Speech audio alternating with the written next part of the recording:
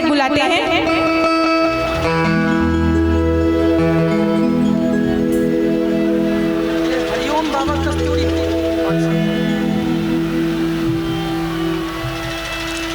बहुत बहुत धन्यवाद हरिओम अंकल जी का।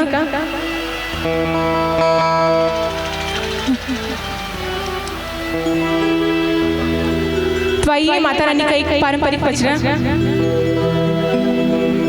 मैं चाहूंगी कि चाची लोग आप लोग साथ दीजिएगा माता रानी के पचरे में, माता रानी के गीत में तालियों के साथ।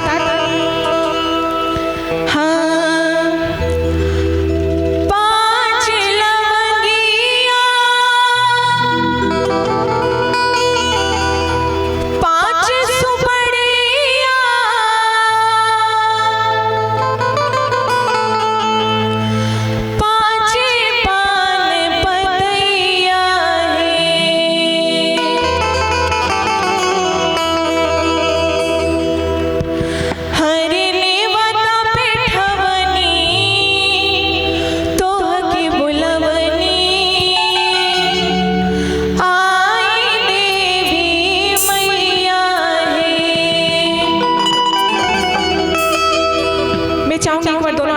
माता रानी के लिए सभी लोग उठा लेंगे, भैया लोग भी उठा लेंगे और ताली बजाते हुए हरे नेवता पे ठवनी तो हमें बुलवनी आई देवी मैया।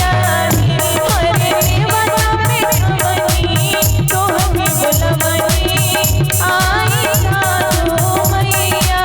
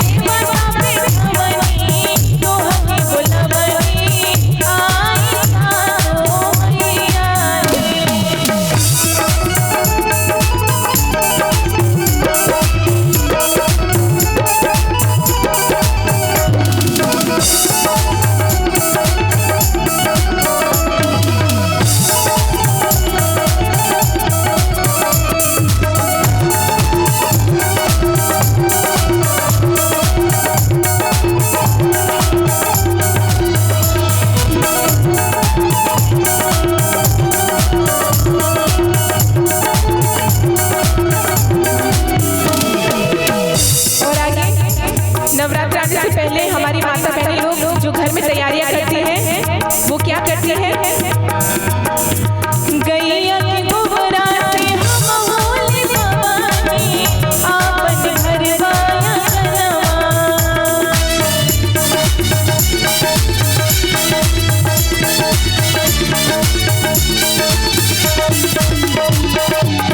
गैया के गोबरा से हम होली भवानी आपन घरवाया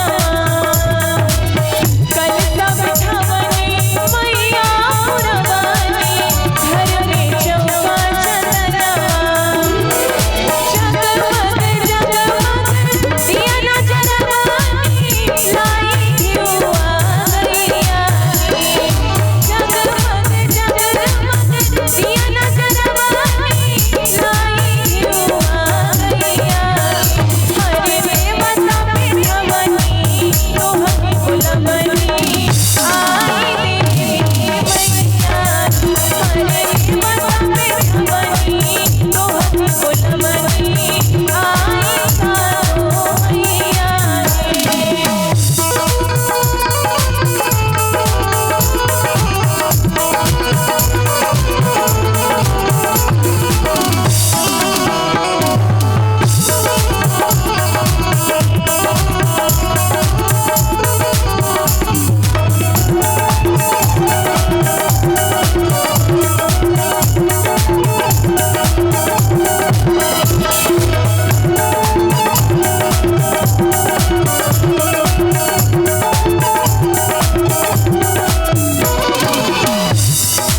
और आगे जब माता रानी हमारे घर में आ जाती